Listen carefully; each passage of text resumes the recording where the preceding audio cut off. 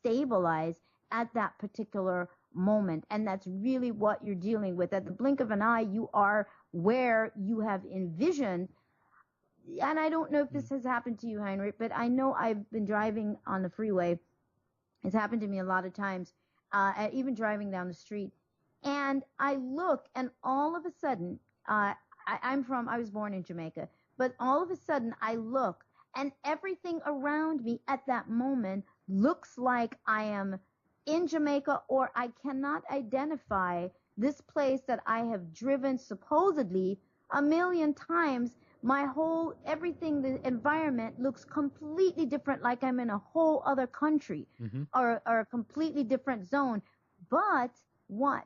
We don't bring that in because we are too shocked and we cannot believe that. So you bring your mind back into bringing back the reality that you know and where you think you're supposed to be. And eventually what you're seeing around you begins to take that form again. You snap out of it. It's almost like you're seeing the familiar sight, but you're seeing it with totally new eyes in a way. You're like, you've never seen it before, and all of a sudden you see almost like how weird it looks, right? It's almost like, I never even seen this before.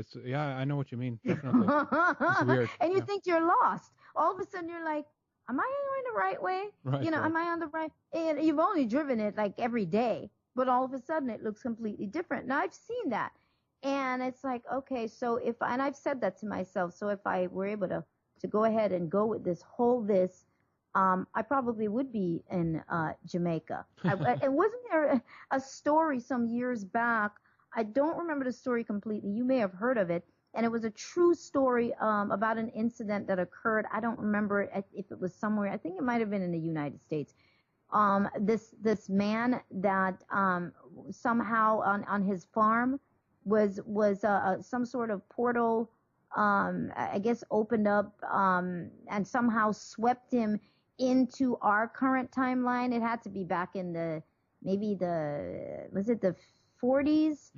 It could have been, and swept him into this timeline. But he was from the early 1800s or something like that.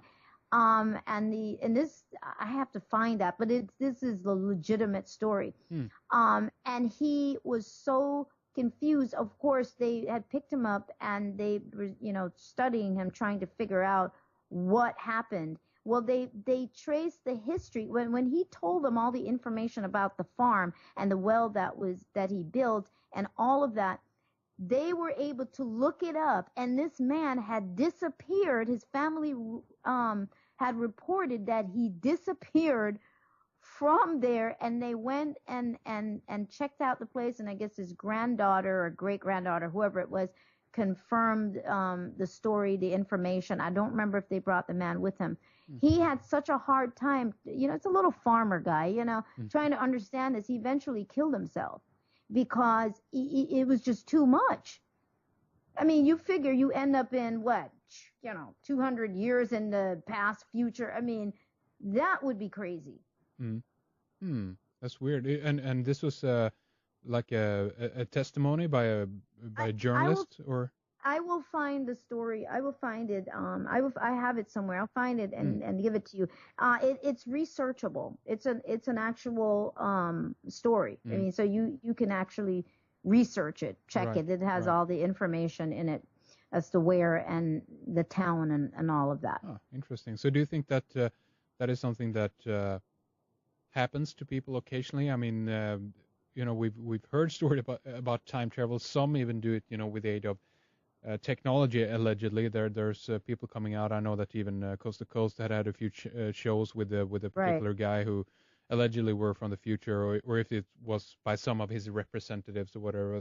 Can't remember it all. But do you think that this could be happening then on a I guess without the aid of technology as well, like just portals exist almost like they describe in the Matrix, right? They have these glitches in the Matrix. So if you can pass through here and there, and that means you would actually travel in time in some way. Do you think that could happen? I do believe that, because we look at the whole black hole principle. When we look at there's another word I was going to use, but when we look at the whole concept of black holes, white holes, we can associate, we can wrap our minds around that possibility of some sort of portal or black hole opening up, or something of that nature, and one going through it. I recognize the womb, the woman's body, the womb as a portal. Yes.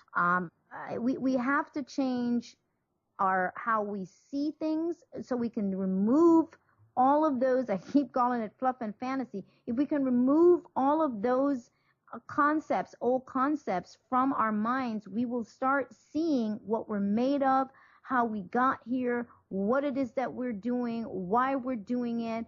And yes, you can feel future times. I mean, I do. I certainly do feel. I mean, I won't even go into what I feel, what I've experienced in that sense. But you would be so amazed. And many of us, yes, we are here. We come here, and you still feel yourself a part of a more futuristic timeline, a timeline for me of Earth, a whole different concept of Earth. But you feel that, you can really hold on to that.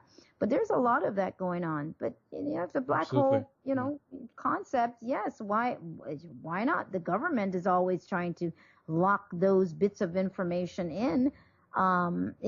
Same thing with Hollow Earth. The concept of Hollow Earth, of going into the planet. Is that just another portal of being able to transition from one concept of this reality into another concept of reality, another time space? There's a lot of questions to be asked, but we can't shut anything out. We just can't really close anything off. Absolutely, and people can take a look at Terry Gilliam's 12 Monkeys, for instance. Really interesting in regards to time travel and people going back and forth. There's a lot of good movies on the subjects. Obviously, as an intriguing area. And it's coming from somewhere. That's exactly what we have to look at. It's coming from somewhere in our psyche. The Superman, the concept of Superman, and all these superheroes, they are coming from somewhere in the human psyche. And especially even the history on Superman. But they're coming from somewhere, and that's what we have to look at. Absolutely. I think that's a good place, Sonia, to begin to round things up here for this time. I want to mention your websites again, of course, spiritinform.com. Also take a look at sovereignmindradio.com. That's for Sonia's own radio program. And then sovereignmindmagazine.com finally. And, of course, people can also get a copy of your book, The Holographic Canvas. I guess the best place to go is spiritinform.com for that. And I also want to say to all of the people out there who are listening from the U.S. that Sonia will be at ConspiracyCon in June this year, and then also in conference in Mount Shasta. That's right. Right. Yes, absolutely. So that's very good. Is there anything else, Sonia, that you'd like to leave us with here before we end the program for this time?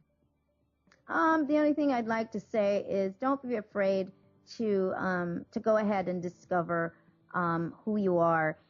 When you start discovering the whole concept and idea of aging, because you'll need to be here longer to unfold more and more, all of those things start going away simply because you begin to live beyond the concept of time. And so your whole body begins to operate beyond that limiting concept of time. Excellent. Thank you very much for coming on again, Sonia. It was a pleasure having you here. Thank you. And I hope we can do it again soon. Thanks. That concludes our program with Sonia Barrett. Thank you very much for joining us in the members section.